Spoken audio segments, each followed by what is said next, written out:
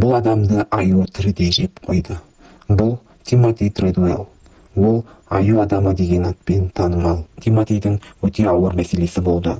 Ол аюларға ес-түссіз құмар еді. Ол аюлармен көп уақыт өткізетін. Оларға үйреніп, өз-өзін тым еркін ұстай бастады. Аюларға жақындап, оларды сипап, өз итіндей көретін. Ең қызығы, белгісіз бір себеппен аюлар бастапқыда оған тиіспейтін. Тимоти өзін солардың бірі сияқты сезіне бастады. Ол аюлар оны өз ортасына қабылдады деп ойлады. Бірақ 2003 жылдың қазанында Тимоти тағдырын соңғы рет сынамақ болды. Ол Аляскаға жол тартып, аюлар қысқы ұйқыға дайындалып жатқанда солармен бірге болуды жөн көрді. Тағы бір таңғаларлығы, ол бұл жолы жанына өзінің сүйіктісін ертіп барды. Айналасындағылардың бар ескертуіне қарамастан. Қысқы ұйқы алдындағы кезінде аюлар өте агрессивті болады. Алайда Тимоти тек күліп, олар менің достарым дейтін. Олар екеуі Гризли лабиринті деп аталатын жерде лагерь құрды. Бірақ қастарында ешқандай қару болған жоқ. Тіпті аюға қарсы газ баллоны да болмаған.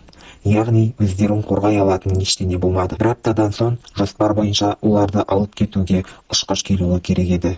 Бірақ ол лагерге жақындағанда үлкен аюдың шатырманында ары-бері жүгіріп жүргенін көреді. Қауіпті сезінген ұшқыш бірден ұшып кетіп, орман қорғаушыларын шақырады. Ал рейнджерлер оқиға орнына жеткенде сұмдық көрініске тап болады. Тимоти және оның қызының денелері бүтін болмаған күйде табылды.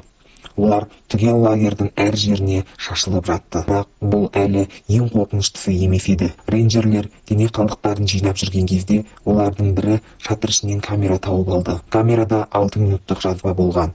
Бейне жоқ еді, бірақ дыбыс анық естілді.